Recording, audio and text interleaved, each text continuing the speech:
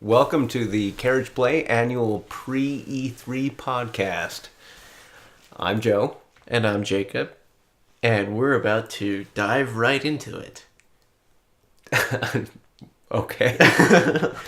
That was unplanned. Unscripted. Going off script. Ill-advised, even. Yeah, it's kind of crazy. We have like a 20-page script here, and memorized most of it and already going off of it. But so E3 season coming up. It's late May at the time we're recording this, and getting excited, getting the hype, getting the vibes. Okay. Feeling it. Feeling the vibes. Feeling the vibes. So getting the vibes and feeling the hype.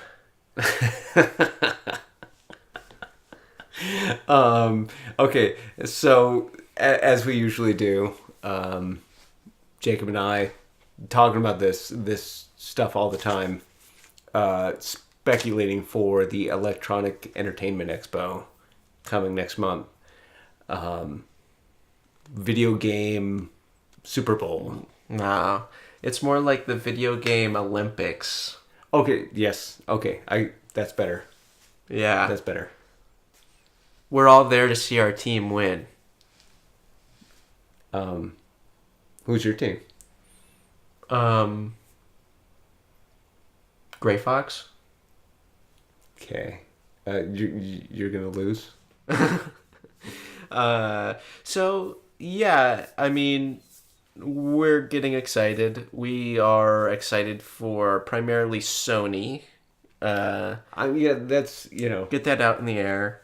I mean, it seems like we kind of wear our heart on our sleeves. Like, we're predominantly, like, just fans of kind of storytelling in games.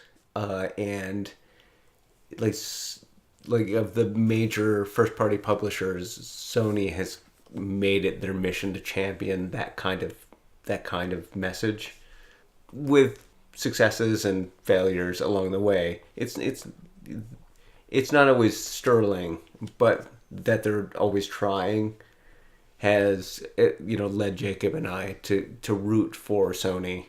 So we're going to go through the main conferences, talking about safe bets, risky bets, and dreams. And we're going to try to keep this in chronological order, with the exception of... To each of these publishers' conferences. Mm-hmm. With the exception of, we thought we would maybe leave Sony to talk about last, just because... We have more to say about their conference, or the potential of their conference. So we're going to be talking about EA, Microsoft, Bethesda, Ubisoft, Nintendo, and then Sony. Yeah. So kicking off E3 for a couple years in a row, but certainly more so this year, EA going on a Saturday with their conference. Well, EA has never been first, have they? I think they were first last year.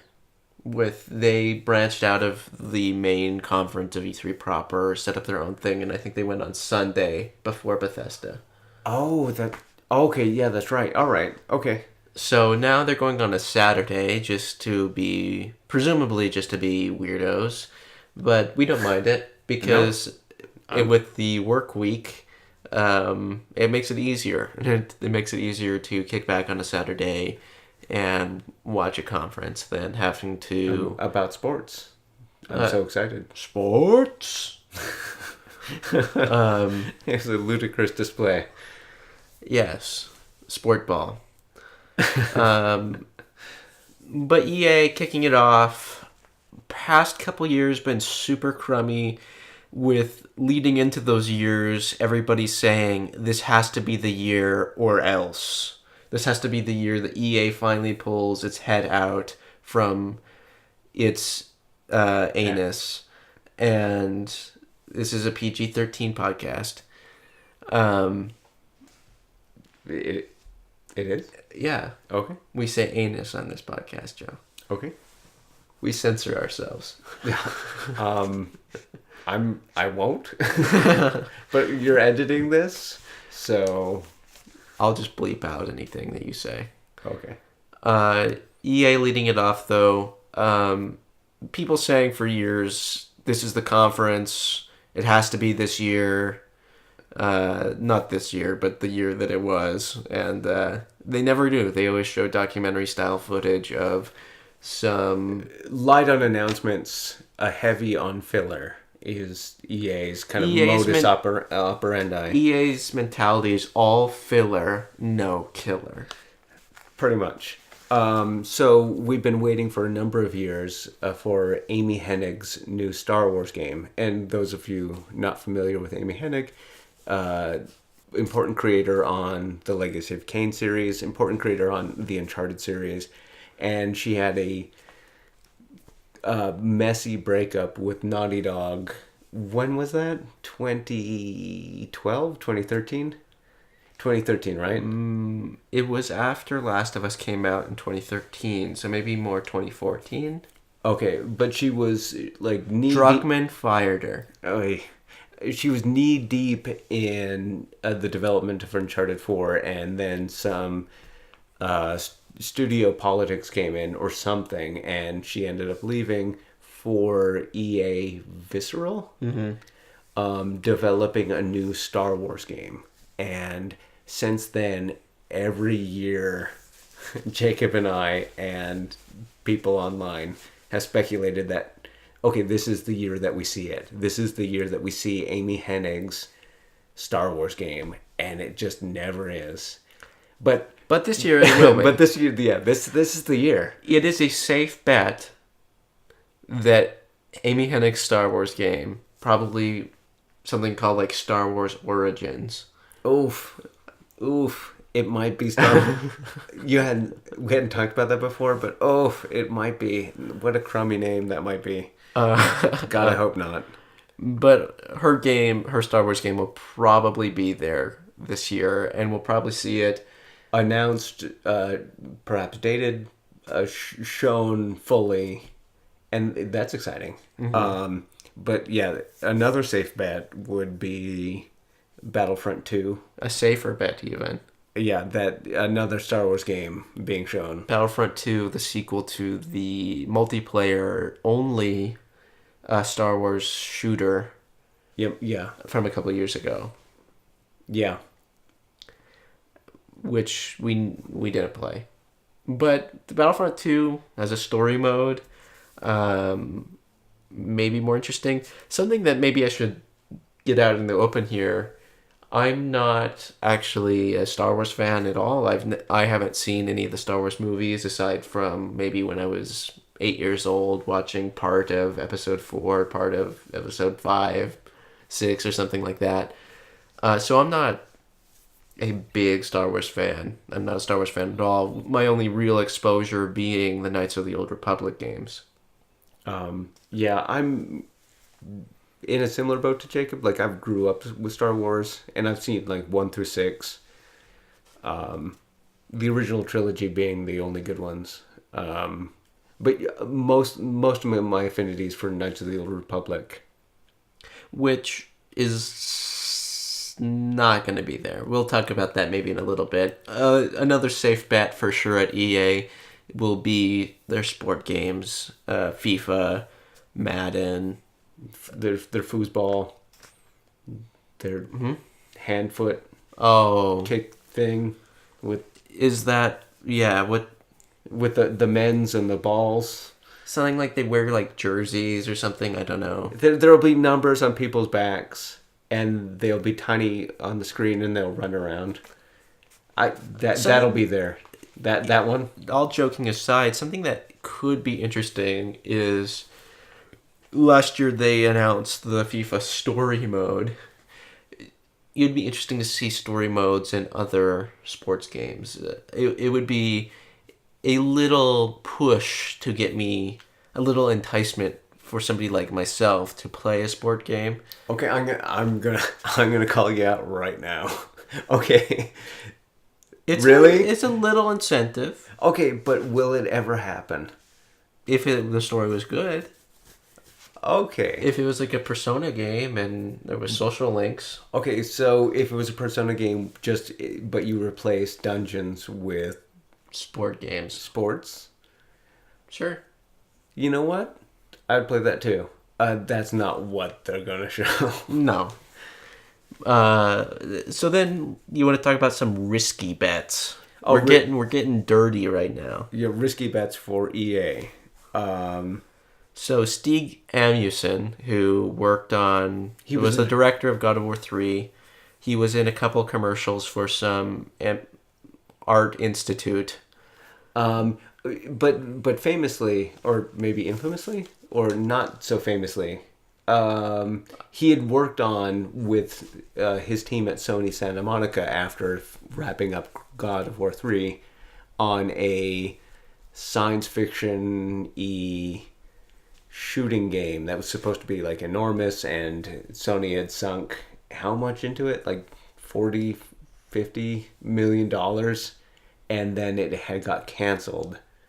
And then he went to work for Respawn Entertainment of Titanfall fame. And it was announced that his team at Titanfall was making At Respawn.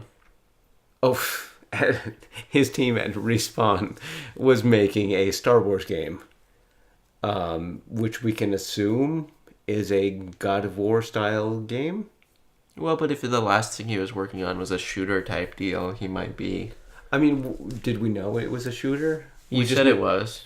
Oh. You just said it was a couple seconds ago. Oh. In my mind, like, people on NeoGAF were comparing it to Destiny. But I mean, perhaps that's not fair.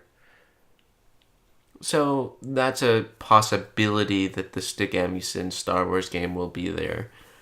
Another possibility is a new Dragon Age, like a Dragon Age 4, because it's already been 2014 yeah. in the fall since Dragon Age Inquisition came out. So it's possible that we could see a new Dragon Age game. Yeah, and they're at BioWare Edmonton up in Alberta. They have two teams.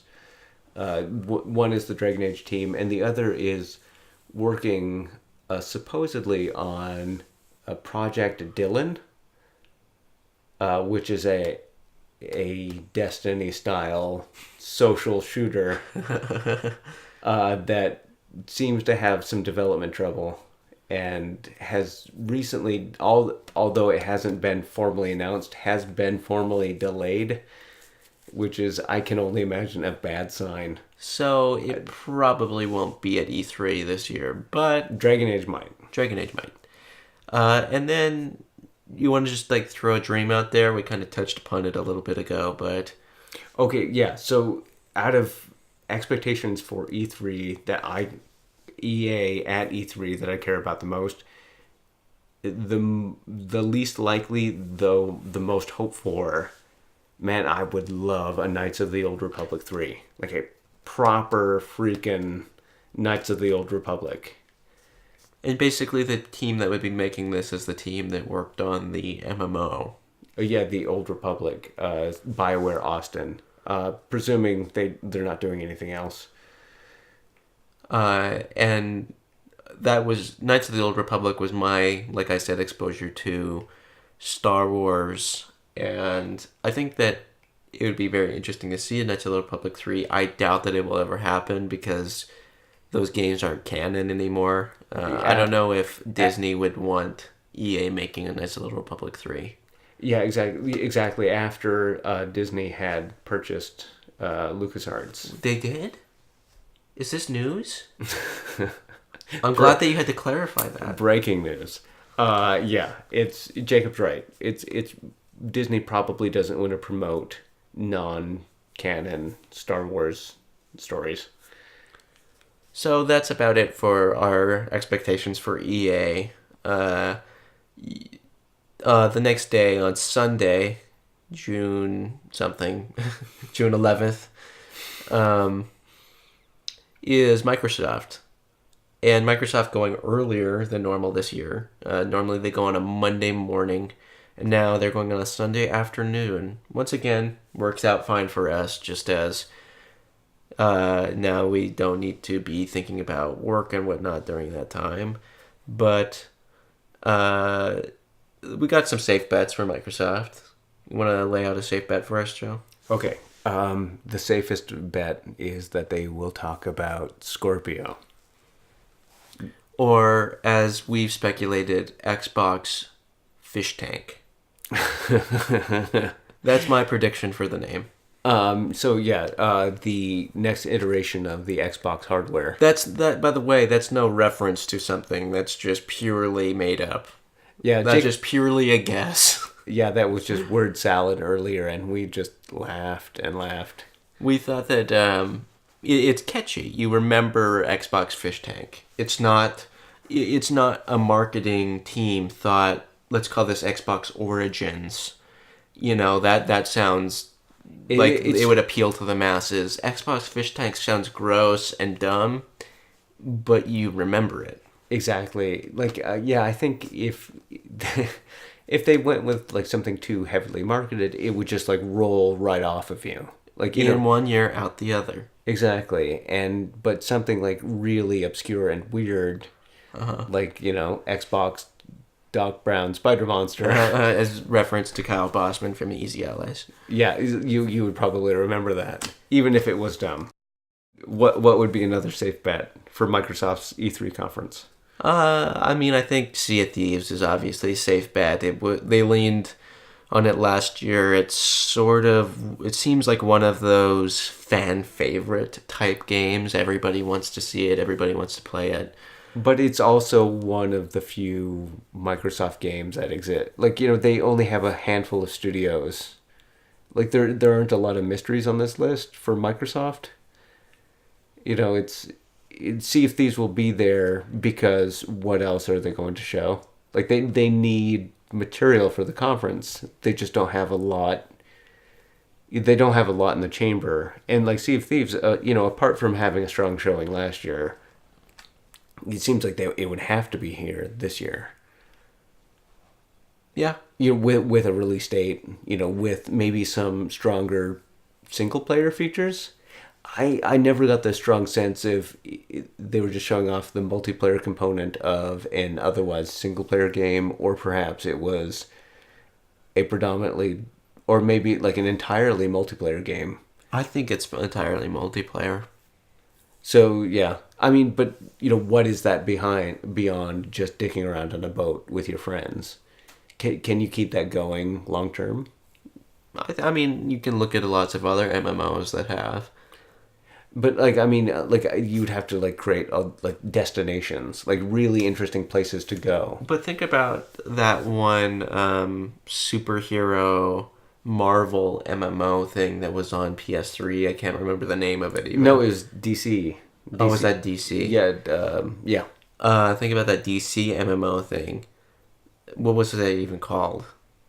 But anyway, it seemed like they didn't have any sort of destinations. It wasn't a lot to do, but that was popular for years and years. Popular in quotes. I don't think that was a, cultural phenomena or anything. No. But I don't know if Sea of Thieves is seeking to be a cultural phenomenon either. I don't think Microsoft moves unless it thinks it has the potential to be big. I think Microsoft's MO is they might fall on their face, but they're always shooting for the stars. Like with Crackdown 3, another safe bet. Another safe bet. But is Crackdown 3 shooting for the stars?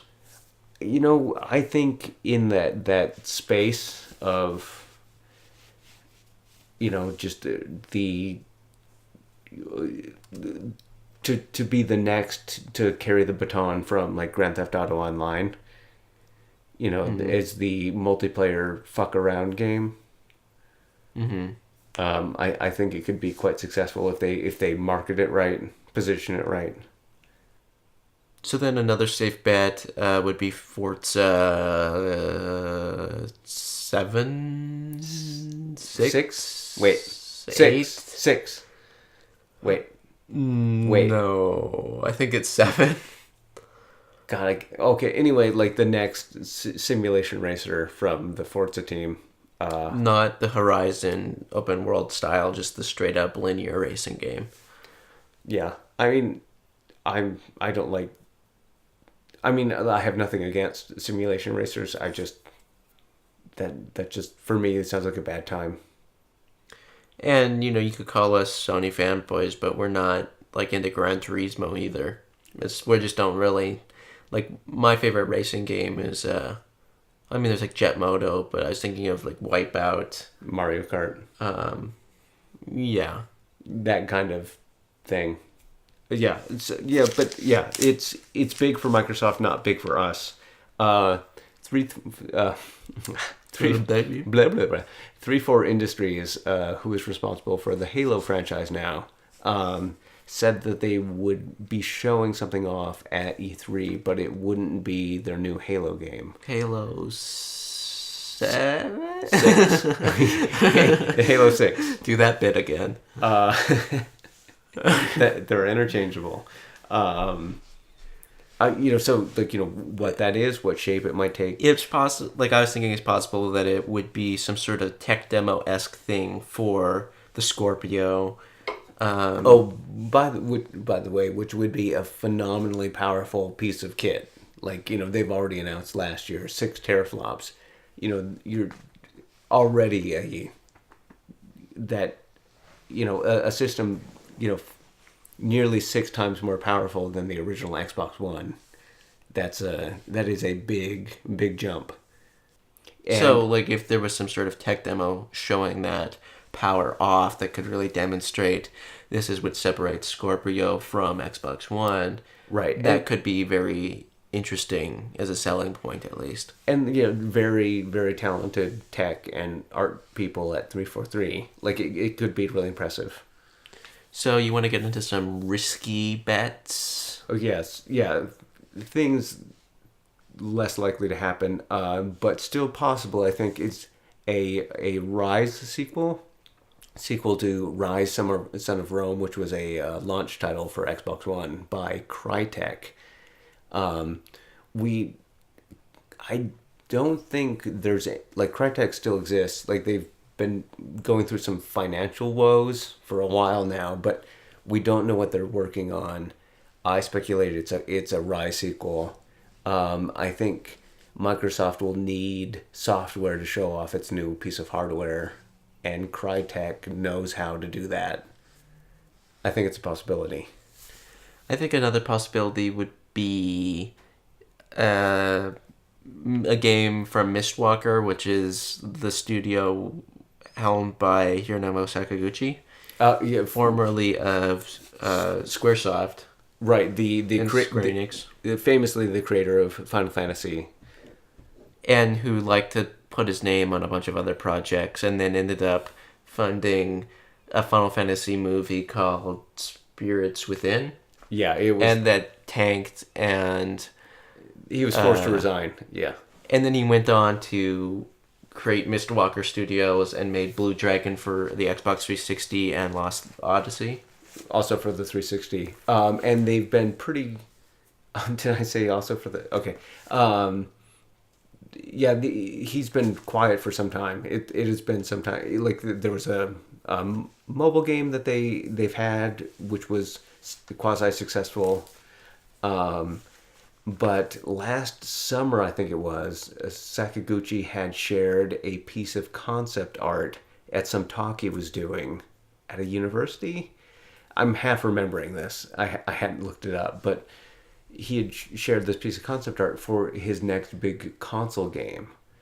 And, what that is, can't guess other than he has this strong past relationship with Microsoft, which makes Jacob and I think that maybe Mistwalker's game could be at E3 and at Microsoft's conference. That's a risky bet. It is a risky bet. Another risky bet is that the Microsoft lets Rare off their leash to make a platformer. But isn't Rare making Sea of Thieves? They are making Sea of Thieves, but It's a pretty big studio, or at least it had been a pretty big studio. I don't know if there's been some shakeups. I do know that some of the higher echelon people in charge have stepped down or been removed over the time. But like I still think that's a sizable chunk of people, like creative people, and platformers have been Rare's bread and butter for decades and decades. With Donkey Kong, Donkey Kong Country, Banjo-Kazooie. yeah, the I'm completely blanking the stupid frog game, Battletoads. Battletoads. It's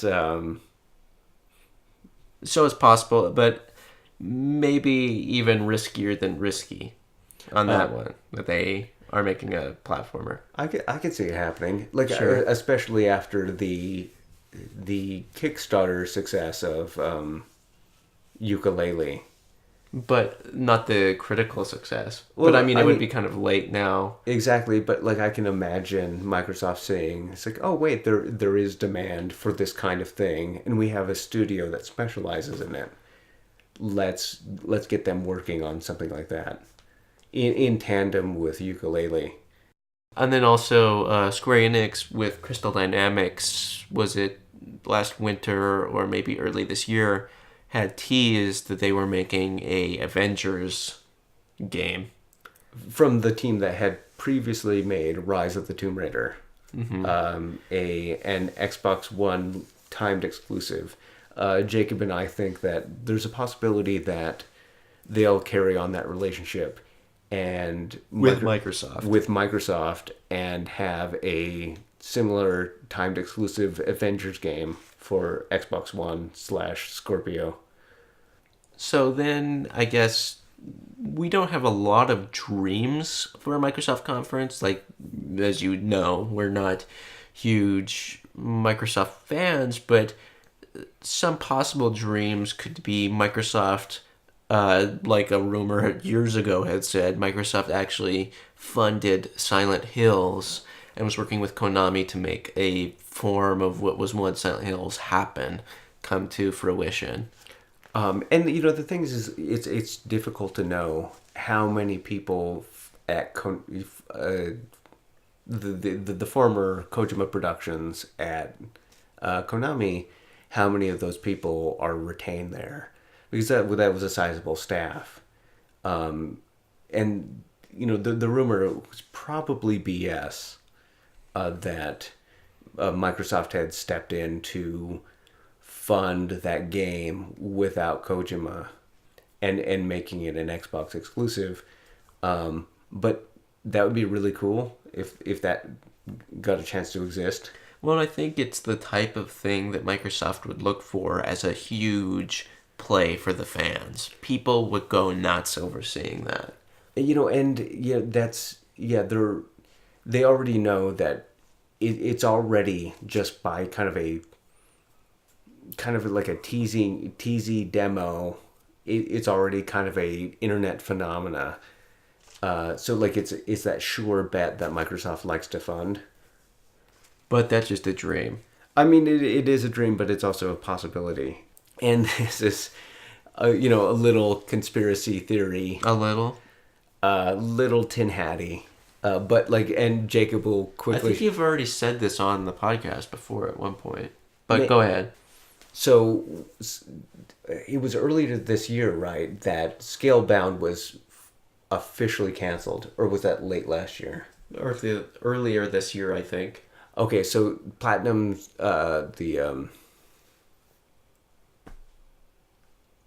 it's What? goddamn. I know his fucking name. The Resident Evil 2 Okami. Kamiya. Kamiya. God damn it. Okay. Hideki Kamiya. That was embarrassing. Yeah, I'd have to trade in my gamer card. Yeah, Hideki Kamiya's big game, Scalebound, was canceled. Very spectacularly, just that hard cut that you just don't see in game cancellations. Normally it's just like speculated for a long time and you don't hear about it for years, and then down the road in an interview somebody admits that it's been canceled for a long time. It seemed weird to me that Microsoft like had that hard cut. It's like, no, this is canceled. It was bad PR. Like, why do this thing? But I'd been speculating with Jacob. Not with me. No, I've been speculating to you, Oh, and you've okay. been shutting me down every time, that Microsoft had killed the Xbox One version of Scalebound and made Scalebound a Scorpio exclusive to prop up their Scorpio initiative, which, kind of serves two purposes. Is that one, it props up their initiative, and and two, like that game wasn't running so well on Xbox One anyway. So like it was maybe kind of expected. So like it was kind of so Microsoft can have their last Guardian moment. It's like, oh, okay, and justifying this hardware's existence. It's like, okay, if it weren't for this hardware, this much anticipated game wouldn't even exist anyway. And I already told Joe that if that does happen, I will cosplay as the main character from Scalebound. You just do that normally. True. I think you just need to get some oversized headphones. I already have some. Oh, it will be easy then. I mean, I could see it happening, so I don't want to be like too abrasively rude and say no way, but that's a conspiracy theory. I mean, I admit it is a section. This is a section for dreams, Joe. This isn't a section for conspiracy theories. I didn't say it was a good dream. It was a night. Yeah. It's a fever dream. Yeah, fever dreams. I'm just saying is that I suspect just the circumstances around it make it seem hinky. And anyway. So do you want to move on to Bethesda? So okay, Bethesda, our safe bets are Bethesda later Sunday evening. after Microsoft. Yeah, okay. So safe bet, Evil Within 2. Yeah. We have not heard from Shinji Mikami Studio since Evil Within 1, and that's Tango GameWorks or Tango, something. yes. Softworks. GameWorks, I think you're right. 2014? I don't know. No, that I was think a PS3 game. And a PS4 game. Oh, okay. It was cross-gen. I think it's 2014. Okay. Sure. So it's been a couple years. They probably have something ready to show. The other safe bet would be A Wolfenstein sequel. which is Machine Game, or some actor has leaked that they're already working on, and that's been some time ago. Yeah, and that game was well received. I assume it sold well. it was critically acclaimed. Yeah. And then probably some mobile stuff. They'll have like some phone game spin-off thing of, companion apps and stuff like that. Yeah. But Bethesda traditionally likes to focus on 2 games, so those will probably be the 2 games that they focus on.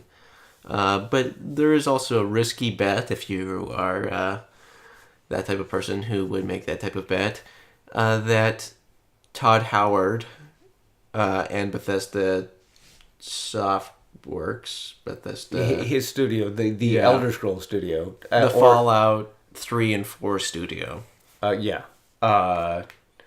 It's been 2015. Fallout 4 came out. It would probably be just enough time for that studio to announce their new game, but I think it's unlikely. I would kind of how Joe and I are thinking about separating a safe bet from a risky bet is that a safe bet is we would be surprised if this game would not be there. A risky bet is we would be surprised if it was there. Yes. So we would be surprised if Todd Howard's project, like an Elder Scrolls 6 or a, Fallout 5 or something like that, was there. We would be surprised, but hopeful. Yeah, I mean, ideally that would be like Elder Scrolls 6, but Howard said that that's not the case. So I don't Which is exactly what he would say if it was the case.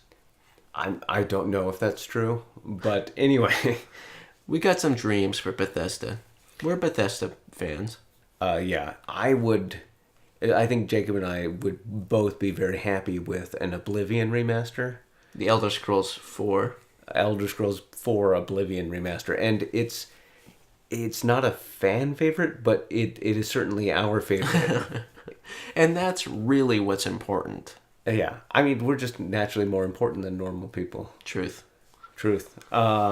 Man, that would be really cool.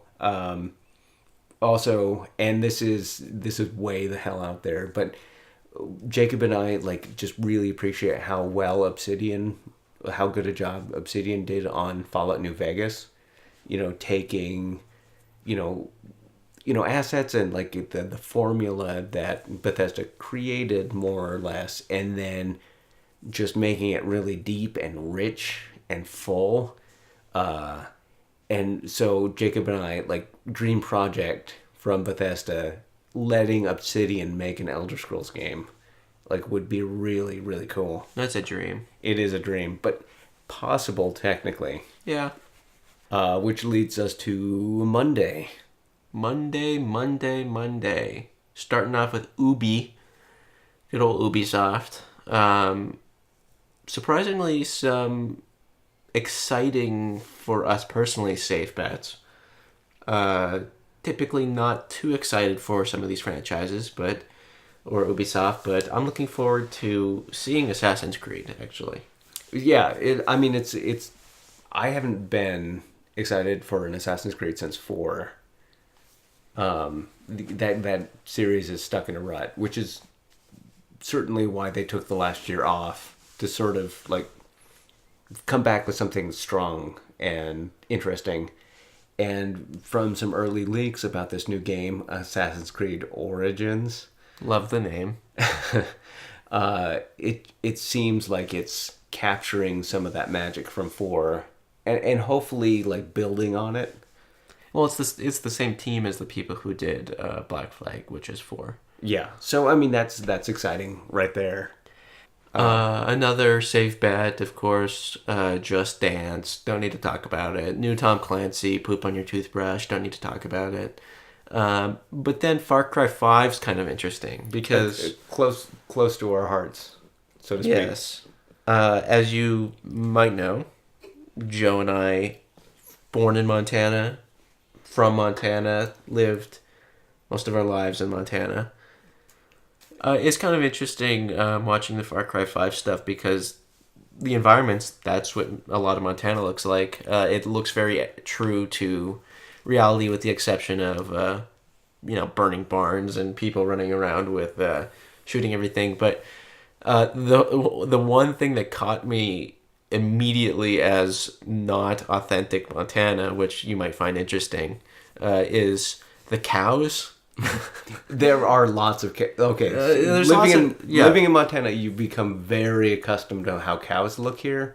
Generally speaking, is that in Montana you have Angus cows, which are the cows that are like they're like the most boring looking cow that you could think of. They're like straight one color and no horns and black fur. Yeah. Or like a light brown, reddish fur sometimes also. Right, exactly. But like. But Jacob's right. It's like I noticed this too. It's like they had dairy cows. You don't see them in Montana. It's too cold. And cows with horns, generally you don't see. It's like a different kind of cow. So that maybe sounds like weird and like nitpicky, but like it's like it's just like one of those things. Like you went to so much work to get this environment to look so authentic. Close and to how Montana actually looks, and then. I mean, ultimately, probably why they chose to do these different styles of cows is because those are more iconic-looking cows. Like, Montana Angus cows look kind of boring, maybe, to some people. Yeah, or to everybody. But, like, the not everybody. Our grandparents are cattle ranchers. I don't think they're boring to them. Yeah, they are very interested. But, the scenery... A childhood of growing up listening to grandparents discuss bull semen prices. Yeah, just Google it. I don't even want to talk about it. But it's the scenery is very much on the eastern side of the Rocky Mountain front. It's where I was born. Those commercials, the live action commercials were filmed right outside of the town I was born, Great Falls. So, like, for perspective, that's sort of central Montana. Yeah, it's central Montana. Jacob and I live in the Rocky Mountains. Western Montana. Yeah. Now. The nicer part of Montana, to be fair. Yeah. It looks nicer, It is hard, though. Like, Montana doesn't get a lot of attention in the media often, unless it's, like, weird negative things like the Unabomber or the Freeman. Or Greg Gianforte beating up a reporter. I mean, we've all pushed down a reporter with glasses or two and said, get the hell out of here, but, that's not reflective of anything. I mean, I guess there's, like, some positive examples. Like, you have those Jeanette Rankin. Yeah. All you Montana haters. Yeah, Jeanette Rankin. Fuck yeah. But those Brad Pitt movies... River Runs Through It, that takes place here in Missoula, and Legends of the Fall, also a good movie, takes place around Helena. Yeah. Take that, you NeoGAF users. Anyway, what I was going to say, though, is it is interesting to see how defensive I get hearing any sort of talk about Montana. Like, even with Far Cry 5, it's when people say bad things about Far Cry 5, like, I feel like they're almost attacking Montana. Even if it just says, like, yeah, it looks like another dumb Far Cry game, I feel like now it's so attached. Like, I feel like, no, this is my home. I know, like, I'm weirdly invested in this now, and it's... Like, there's no way that I'm not playing Far Cry 5 now. Yeah, like, it's... It's bizarre. I don't even like the Far Cry games that much, but, like, here I am, super invested, like, watching all of the promotional material I can for this game. Because it's so interesting just to see, like, a state that has 1 million people, the 4th largest state in the United States. Slightly smaller than California, with just, only 1 million people. Yeah. Is it slightly over? It's a little over. Is it over now? It's like 1.1 million people. Yeah. But, like, that's... seeing my state that I grew up in, that I'm from, and, that's not everything, but it is a part of me, and seeing it talked about is just really interesting, and sort of, it's interesting seeing how my reactions to a lot of this stuff. Holy crap, we're doing an E3 podcast. What the hell we're talking about? Record scratch. So, some risky bets for Ubisoft. Maybe Beyond Good and Evil 2. Despite it was Michel Ancel, who had said recently that it was E3 was too early to show, but he wanted to show it sometime this year, which is a pretty sure sign that it's not going to be there, but it could. And then, so this is a for sure bet that it will be at E3, but it's a risky bet maybe if it's at Ubisoft. Mario and Rabbids, I can't remember the subtitle for it. It might be at Ubisoft. Ubisoft goes before Nintendo, so it's kind of just, does Ubisoft announce Mario and Rabbids and then have some of it at Nintendo's thing, or does they just leave it for Nintendo to announce? But I would imagine that Nintendo would want this to show this themselves, especially it having Mario in it. So it's going to be there at E3 in some capacity. I don't think they would want Mario associated with Girlwood. Hashtag Girlwood. But do they want Mario associated with the explosive head and the... I don't even remember the other... Like, on this leak thing for the promotional or marketing material for the Mario and Rabbids, they had all these little name labels for all of the different characters. and all of them were just the cheesiest, stupidest, most marketed sort of lines you could think of, calling Yoshi the explosive head. And I don't even remember the other ones. I think what Jacob's trying to get to is that it seems like designed by committee, and the committee is made up of marketers. It doesn't seem like a passion project. It seems like some gross little game designed to make money. And it's like obviously they all want to make money, but like make money saying something. There's probably people working on it who are passionate about it. I don't want to just say nobody cares. I'm just speaking like about the project leads, because like you have an army of artists underneath, and they're there because they love the medium. Because like why else would you work for not a lot of pay and like kill yourself doing this? So they do it because they love it, but like these people, the project runners, you can see when it's all about the bottom dollar, and just from the little we've seen, it looks bad. Do you have any dreams for Ubisoft? We've talked about this before. Is Child of Light. I wanted to like Child of Light so much, and there's so much to like about it, but it's so much less than the sum of its parts. But I think there was something about some half remembering something. Somebody associated with Child of Light said that the project was successful enough to garner a sequel, and that's been some time ago. It would be cool if they got another shot to just really do it right. That would, for Ubisoft, that would be my dream project for them, because there's a lot of potential there that just hasn't been realized. And I never played Child of Light because that made me dizzy. Oddly, yeah. Like something about how the screen scrolled. This made me so nauseous anytime I saw it. I can't really explain it. I remember you telling me about that. So, on that Monday evening, Sony would be going next, but we're just going to skip Sony for now, come back to them, finish off with Sony. We're just going to jump to Tuesday morning for Nintendo and their Nintendo Direct, and some safe bets for them. Mario Odyssey, I think, is the safest bet. I think Mario Odyssey will be a primary focus for them. Like Zelda was last year. I wouldn't be surprised.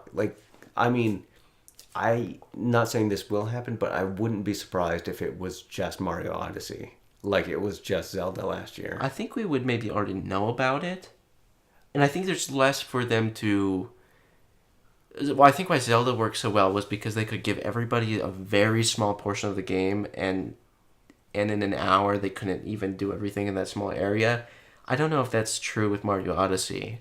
Well, I mean, if each of those different worlds was a hub, sure, it just lets people loose in that city. But how many worlds are there going to be? Like you let people loose in that city, and that's like a fourth of the game. If that's like a fifth of the game, with Zelda, that they gave people like 1/100th of the game, and it's to show the scope.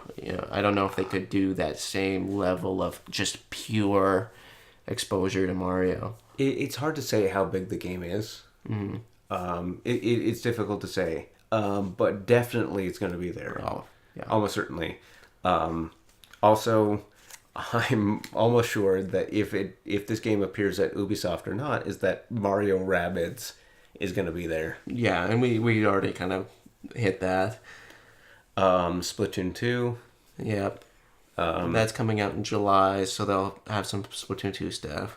Xenoblade 2, because Nintendo still claims it's coming out this year. I don't think it'll come out this year, but they'll maybe show like an epic trailer with like either no release date at the end or 2018 or something, but people will sort of forgive it because it looks so epic, There's still a chance that it comes out this year. I mean, it's just that, so little has been seen, and, we're halfway through the year. It seems like this is the make or break moment. If there isn't a release date at the end, it's not coming this year. We were thinking maybe Zelda Breath of the Wild story DLC. Show that off. Neither of us has still played Zelda Breath of the Wild, but that there's supposed to be a DLC this fall for it that's pretty Meaty. Yeah. Story based, right? Mm-hmm. So, I mean, that's exciting. Also, the Muso Fire Emblem game. they teased that at the Switch conference earlier this year. Yeah, I mean, it shouldn't take that long to reskin Dynasty Warriors. Yeah. No. Okay, and this is almost certainly more Wii U ports. So like things like, the Wii U highlights, like I like wouldn't the be, deluxe versions, like the Mario Kart 8 Deluxe. Like I think like the Smash Brothers. Smash Bros. Deluxe, I think we could see. I wouldn't be surprised to see like Bayonetta 2 Deluxe. What are some other highlights? Xenoblade Chronicles X Oh Deluxe. yeah.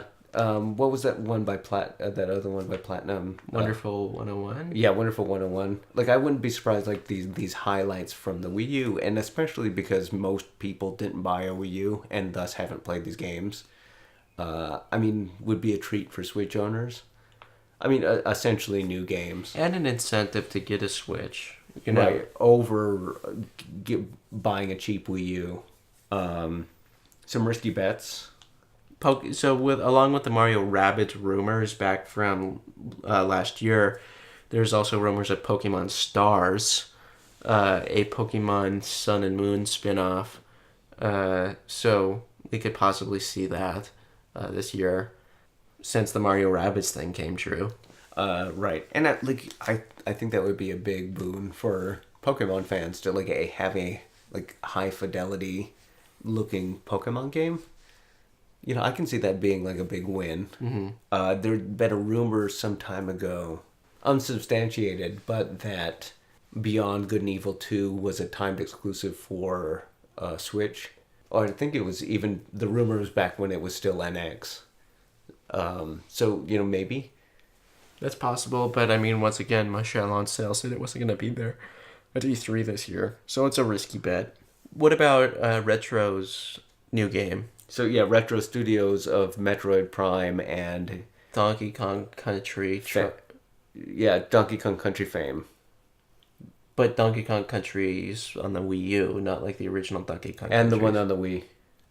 And the one on the 3DS. But not like the old ones. No, not the retro ones. Or not the rare. Not the rare ones. This is the like Donkey Kong Country Tropical Freeze, for instance. Would be their last game? Yeah, I think so. Okay, so and did you say Metroid Prime? Yeah, the Metroid Prime team. What they've been working on. The Donkey Kong game came out in 2014, so it's been a while. Yeah, hopefully they have something really cool to show, if it's ready. And also the potential, because this hasn't been shown yet, the Dragon, or the Switch version of Dragon Quest XI. Because we know what the PlayStation 4 version looks like, we know what the 3DS version looks like. And the Switch being, all of these being vastly different powered pieces of hardware, what does the Switch version look like? And is E3 the place to show it? The potential exists to show it. I don't know if Nintendo cares enough. They probably don't, but that's why it's a risky bet. Some Nintendo Dreams. Yeah, I would like to see a real proper Animal Crossing. Back to the basics experience. Back to what made Animal Crossing special, because that last one was just that board game. And then there's Happy Home Designer too.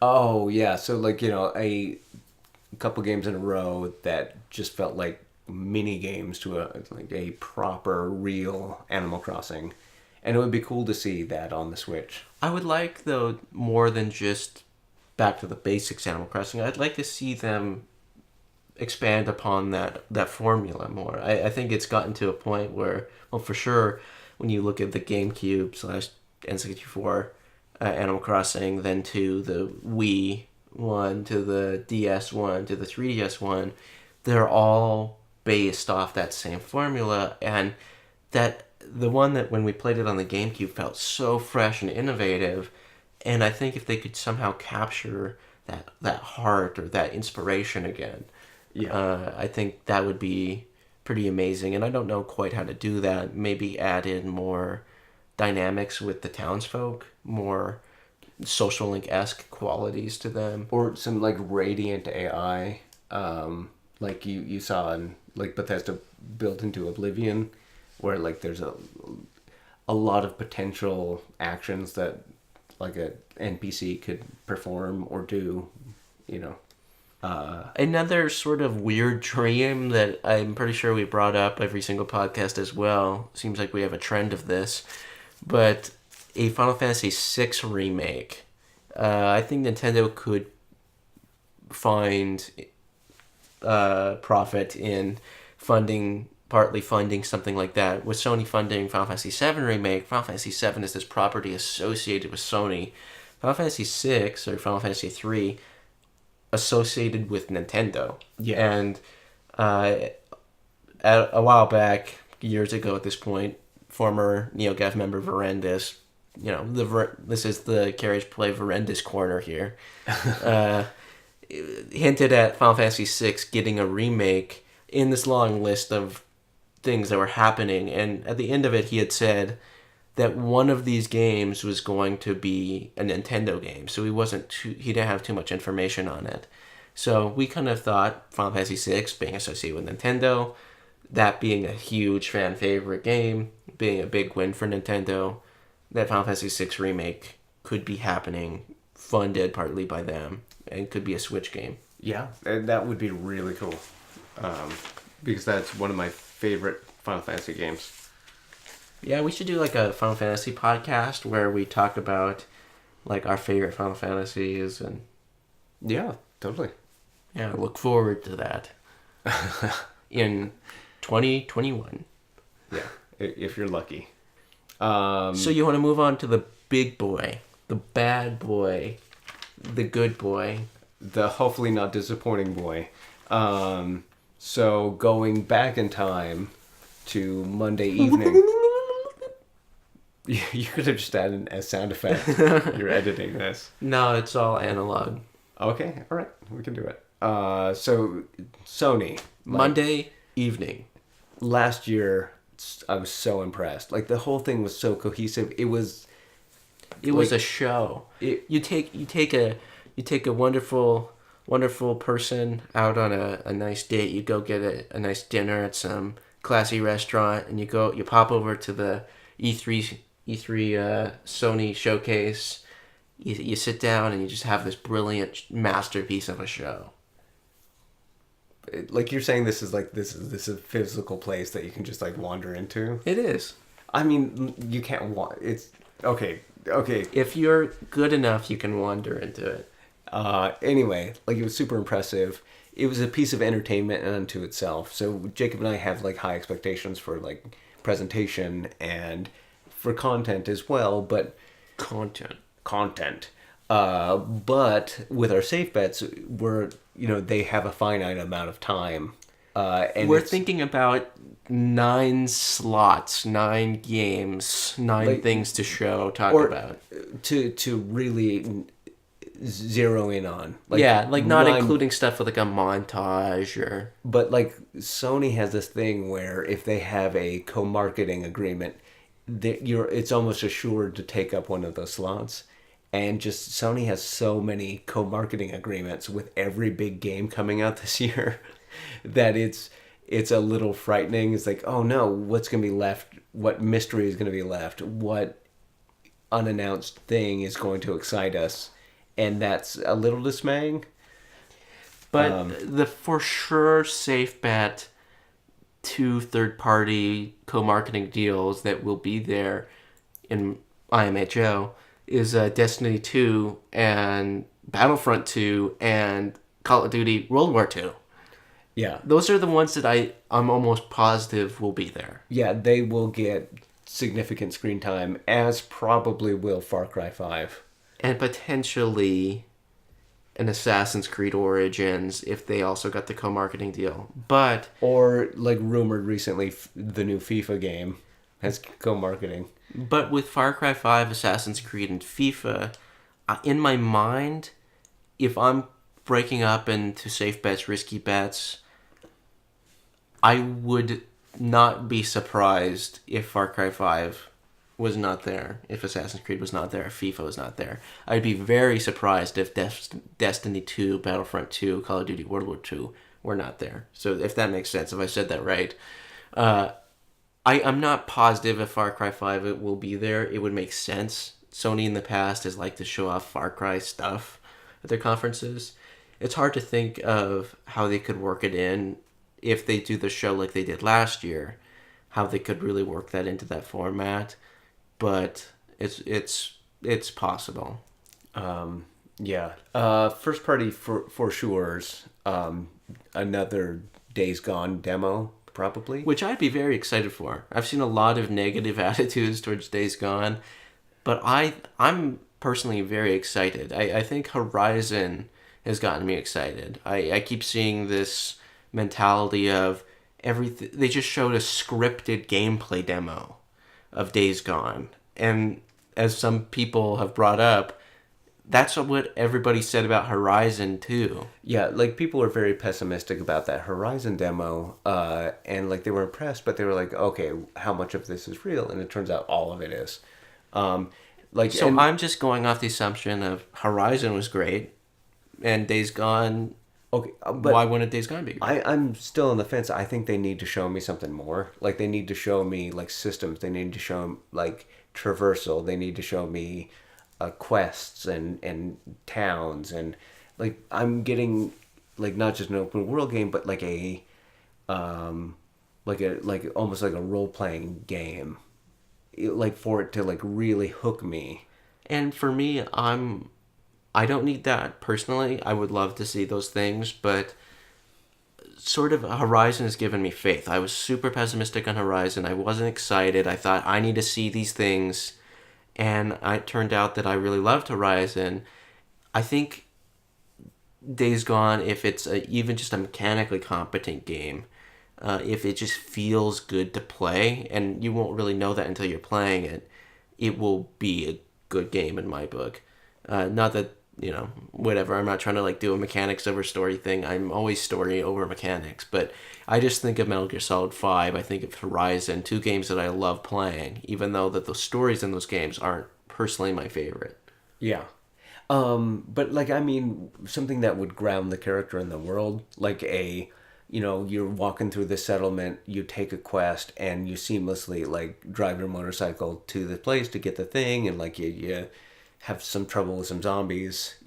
Like make it feel like it's a world that exists. But I think that's so typical. That's what everybody thinks Days Gone will be. Everybody knows Days Gone will have those things already.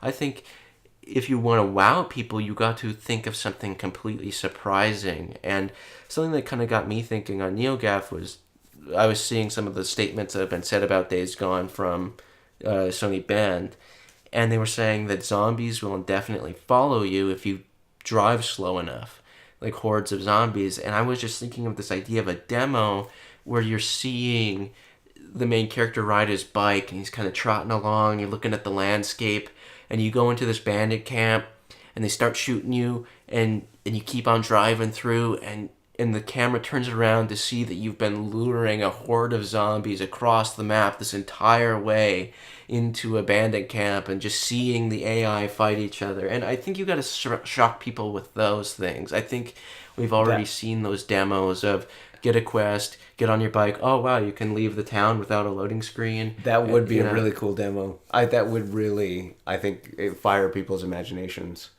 Because I think you got to show what makes just that kind of gameplay great, of like what is just so great about Metal Gear Solid 5 when you look at it and you go like, yeah, I don't know, it's just you're on a horse, I guess, and you're shooting some people, but what's so fun is interacting with the AI, is manipulating the systems. It's traversing. Yeah, that's you're completely right. I was thinking too small. Another for sure first party from Sony would be Insomniac Spider-Man, I think. I'm very excited to see Spider-Man. I just want to see how like Spider-Man moves around. I want to see Petey Parker. PD Parky. Yeah, I want to see PD Parky walking around and then turning into Spider-Man. I want to see, is this just, am I only Spider-Man in this? Or, because I think seeing Peter Parker would ground it also. It would be, this isn't, this is a world that you live in. And then that freedom and release of becoming Spider-Man, I think would be really powerful. That could be very cool. And it would, just to see how, again, I'm thinking really small here, but just mechanically how Spider-Man moves around the city, because it's been a long time since an open world Spider-Man game was done right, and it's just what does that look like? A modern game look like that does that right? I mean, again, giving them the benefit of the doubt that they're doing it right. But yeah, I just to because I'm there's this trepidation that maybe this isn't for me. I just need to see for each of these games I just need to see a little more to just sink its hooks in me. And I want it to, but it hasn't yet. And that's what I'm excited about, these games at E3. Is sink the hook. Reel me in. Do it. I think another safe bet that will be there is God of War. God of War 4 they're not calling it God of War 4, but bearded Kratos God of War. Dad Kratos. Daddy. Oh, no. I guess don't call Kratos Daddy, please. I guess he was a dad in the other ones. Yeah, it was. So, but they have done the impossible and made me give a crap about God of War. Something though that's funny. One of the bro-iest games ever. Something that's funny about God of War is versus these other games is, personally, we're already hooked, and anything more that they show has the potential to get us unexcited. Right. And I mean, that's the thing. Yeah, it was subtle, it was quiet. I kind of don't want them to show any more God of War, but it seems like they almost have to. Yeah. So don't fuck it up. Yeah. Hey, you hear that, Sony Santa Monica? Don't fuck it up. I think another safe bet is Sucker Punch's game. Sucker Punch made Sly Cooper on the PS2, the Sly Cooper 2, 3, blah, blah, blah. Not the Thieves in Time one. But, and then Infamous 1 and 2 and Second Son. Mm-hmm. So it's been since 2014 since Infamous Second Son has come out. So it's about time for Sucker Punch to show off their new game as well. I think it's been rumored that it's a new IP and that it will be an open world and have realistic characters. Was that the elements of it? Was that Shinobi's leak? I don't remember exactly. Most of their stuff, half remembered NeoGAF posts, but that's what I'm going. Even if I didn't have those rumors, I mean, that's sort of the type of game it seems like they like to make. Yeah, I mean, it's their wheelhouse, their skill set, playing to their strengths. I think we could talk about what would it take for Sucker Punch's new game to excite us. When we see Days Gone, when we see Spider-Man and God of War, what would it take for Sucker Punch to get us invested? An interesting concept, and maybe a gameplay hook that they haven't done before or nobody has done before. Don't have the Infamous mechanics again. Yeah. Just step away from it. Go open world, but do something different in it. I think for me, they need to triple down on what the great parts of Second Son, which were the relationship with the main character and his brother. Mm-hmm.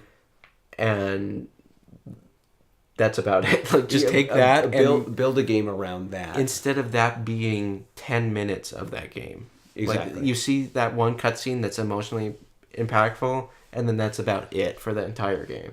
So, wow us emotionally, wow us mechanically. And they're going to wow us visually. I'm sure that game is going to look great. Some risky bets from third parties at Sony's show. And this is, this game has been announced. How long ago was it that Resident Evil 2 remake was announced? I think a couple years ago. It seems like, it's been a big chunk of time that it was announced that it had started development. It seems like the thing that Sony will want at its show. And, well, when you think about looking at past years, let's look at 2014. Sony showed off Final Fantasy 15, like this resurrection of Versus 13, bringing something back, Sony giving life into something again, and then 2015, Last Guardian, or Final Fantasy 7 remake and Shenmue 3, and last year was Crash Bandicoot. Yeah, they like to show off these sort of revitalizations of series. Yes.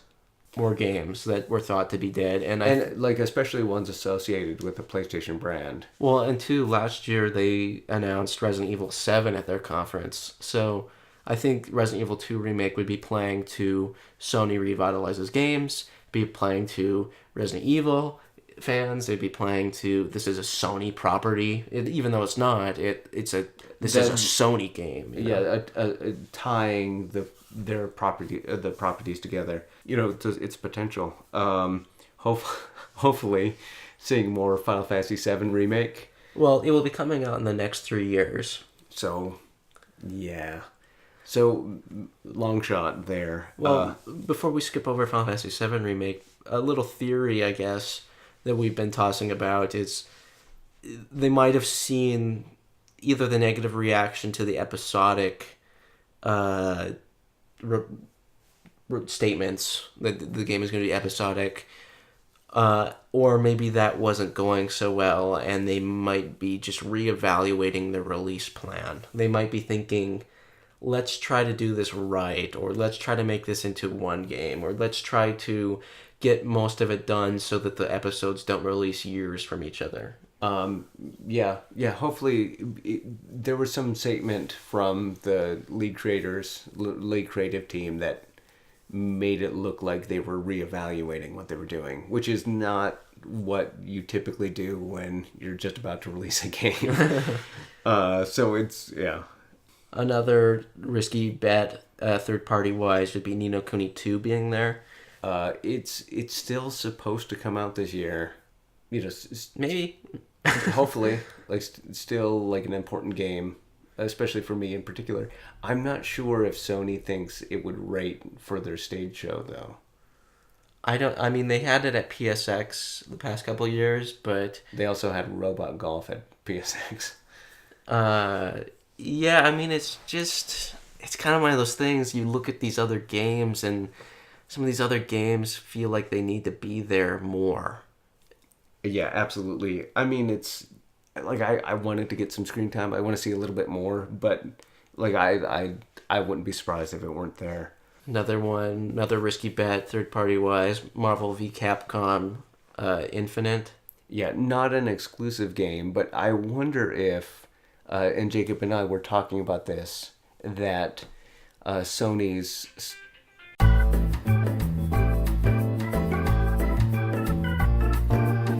Sorry about that, everybody. Just we got a phone call. Can't remember exactly where we were. We were talking about Marvel vs. Capcom Infinite. Not an exclusive by any means, but Jacob and I were talking about it, and in the vein of, what was it? Street Fighter versus Tekken, that PlayStation had an exclusive character. And we're curious if the only way that this gets screen time on Sony's stage is that if they announce their version of Spider-Man from Insomniac Spider-Man is a console exclusive character in Marvel vs. Capcom Infinite. I could see as a neat marketing tie-in. I mean, certainly not a for sure. So then, like, another possible one would be Red Dead Redemption 2, but as everybody knows, recently delayed into next year, and probably won't see that at Sony's show, although they do have co-marketing with Rockstar on that game.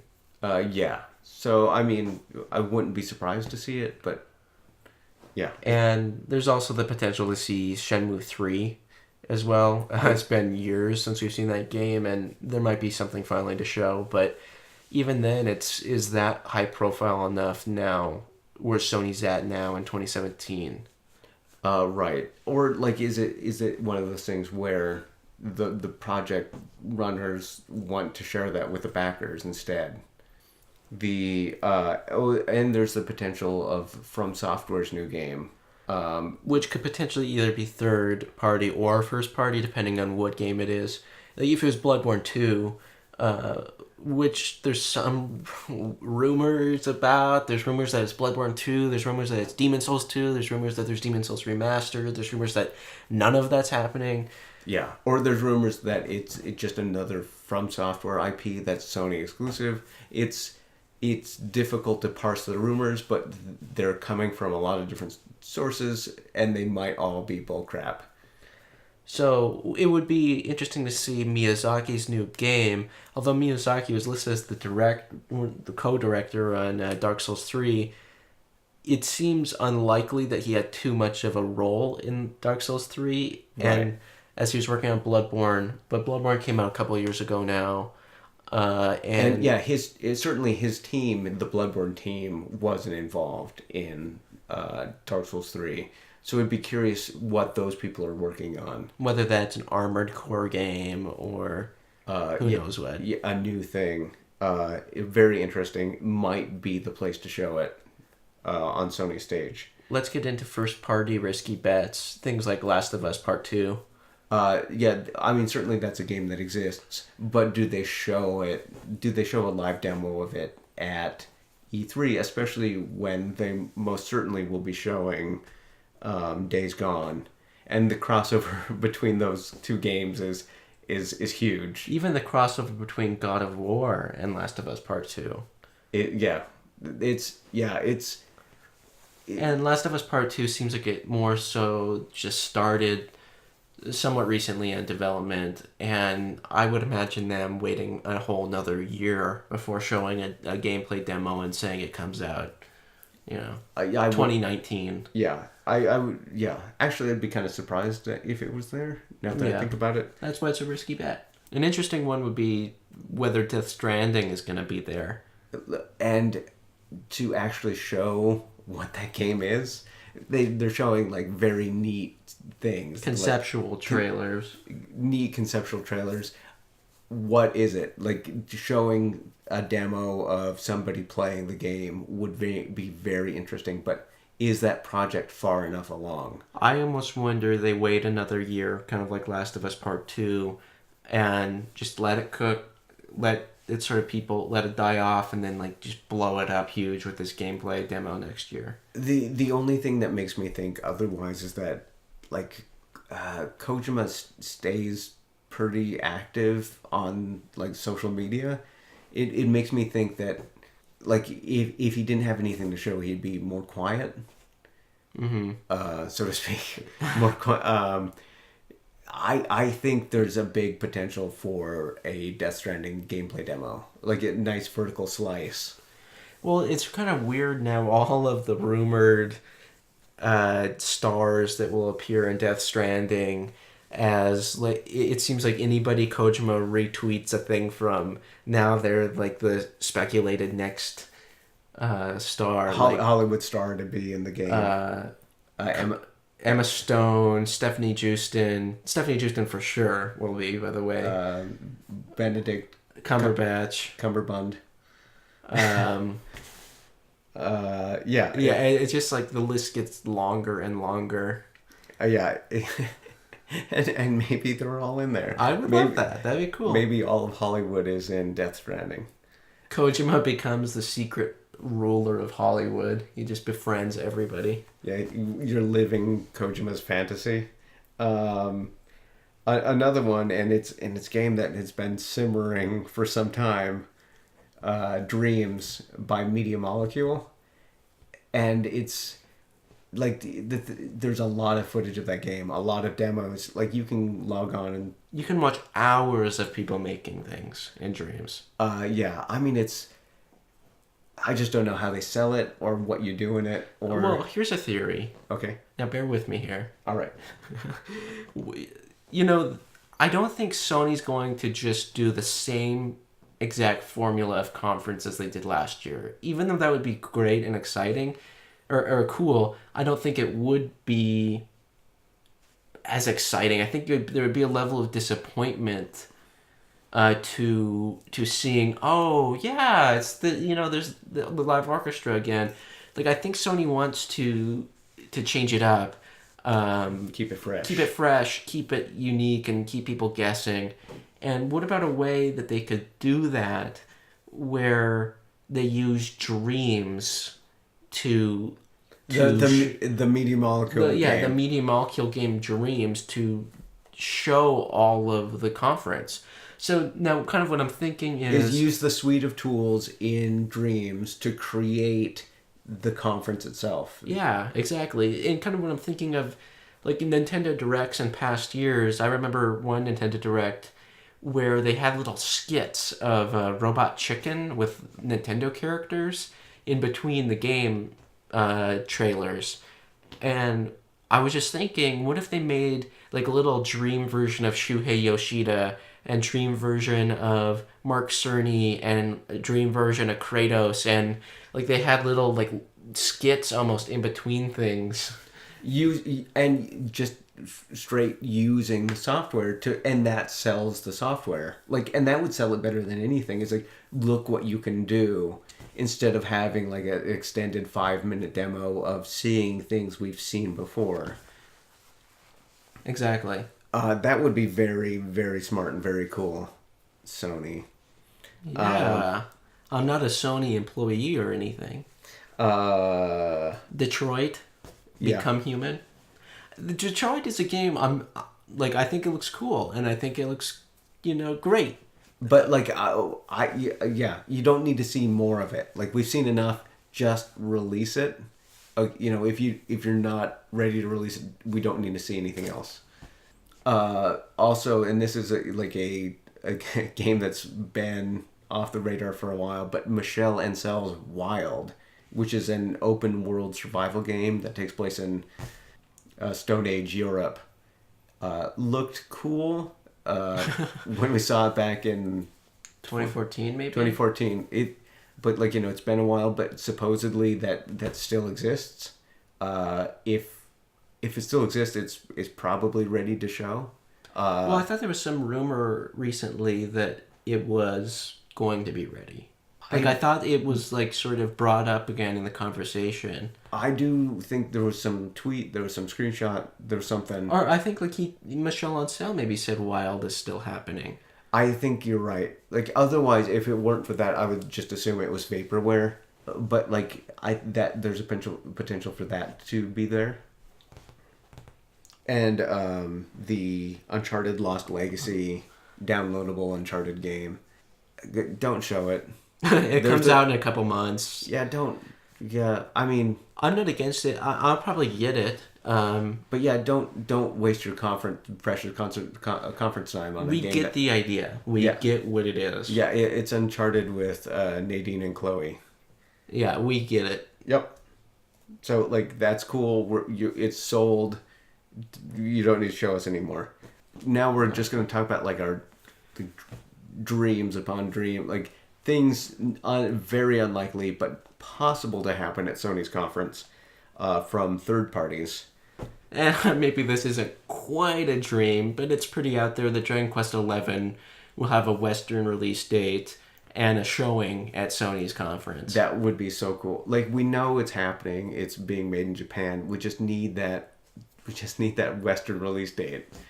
And the thing is if it doesn't come, I can just play it in Japanese, like I did Ni no Kuni before it was announced that it was coming west. But like, I prefer, like, my Japanese isn't nearly good enough to make that the best way to play. And then this is a long shot. How about Final Fantasy 16? Yeah, that would be really cool. Like, 15 is out of the chamber. 15 did well. 15 did very well. There's people have probably been working on 16 for years now, like probably Ito. Hiroyuki Ito would be very exciting if he still works at the company. For reference, Hiroyuki Ito is the director of Final Fantasy 9, and he was a co-director on Final Fantasy 12. And co-director of 6. Okay, yeah. So 6, 9, and 12. Some of our favorites. And and he did, great mechanics guy, like builds things really well. He still works there. We don't know what he's been working on. hopefully Final Fantasy 16, and maybe that's ready to show, and that would be so awesome. Another kind of crazy dream. We were talking about Dragon's Dogma earlier. Just seeing a sequel to Dragon's Dogma 2, or spiritual successor like Dragon's. I don't think we were talking about Dragon's Dogma earlier. That was on that podcast that got wiped. Yeah, Joe and I before this recorded like an hour-long podcast that never ended up actually recording. So, yeah, where we were talking about Dragon's Dogma. We were gushing. We love that game. But this idea that we don't know what's Itsuno, the guy in charge of the team that makes the proper Devil May Cry games or Dragon's Dogma. What is he working on now? Is it Dragon's Dogma 2, or is it Devil May Cry 5? Whatever he's working on has the potential to be shown. Maybe. Yeah, Potentially. it might be more like a PSX announcement, but I think you might be right, but suppose because I don't have any great affinity for Devil May Cry, but I love Dragon's Dogma. But what if they split the difference and you kind of make a Dragon's Dogma game called Dragon May Cry, or Devil May Dogma. It's so the thing I like about Devil May Cry is how stylish and Japanese it is that one of the criticisms you could levy at Dragon's Dogma is that it's so kind of by the numbers Western fantasy. It's what if you took a Dragon's Dogma game and you just made it slick and stylish like Devil May Cry. Well, something that's funny, with the Dragon's Dogma looking like a Western game with that aesthetic. Years ago, when we were playing Dragon's Dogma for the first time, Joe was playing, and we had an electrician over, and the electrician's working on something, and he peers around the corner and sees Joe playing Dragon's Dogma. Yeah, he's fixing the water heater or something. Oh, yeah, I don't know what he's doing, but he goes, Is that Skyrim? So, I mean, Dragon's Dogma has, a very Western aesthetic, and I think it looks more boring than Elder Scrolls even. Elder Scrolls has a certain level of even... Yeah, there's a certain level of quirk you would expect to differentiate from just the norm. Where Dragon's Dogma is straight up D&D. Yeah, ripped from the D&D manual. It would be cool, if they just kind of...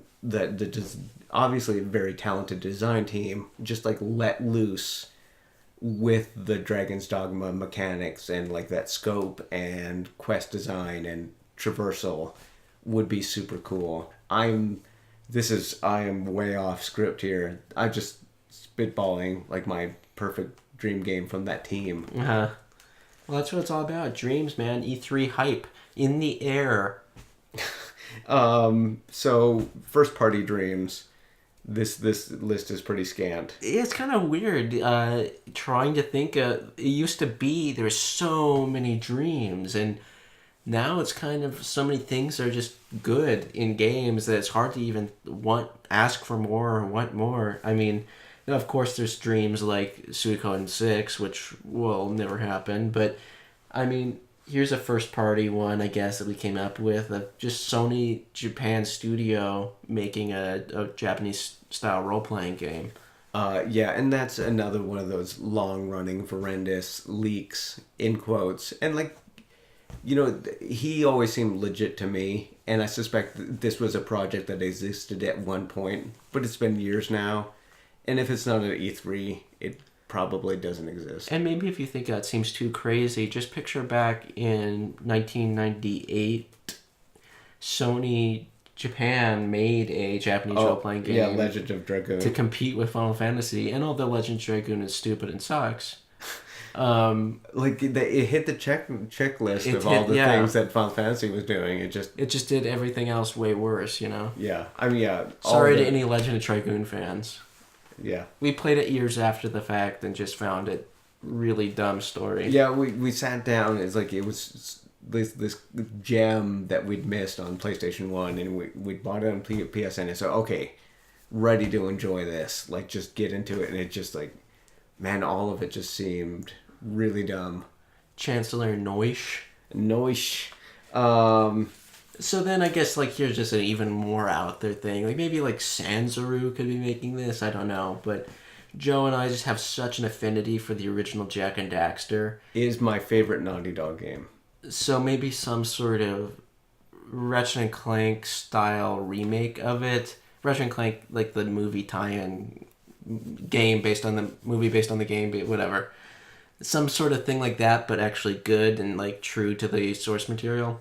Yeah, like that could be very cool. Long shot. There's no reason we haven't heard anything about this. There's no reason they should be making it, but please. So thank you very much for listening to our E3 Hypecast, and we'll see you around. Yep.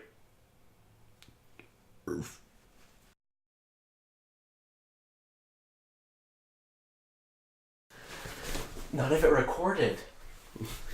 I'm out.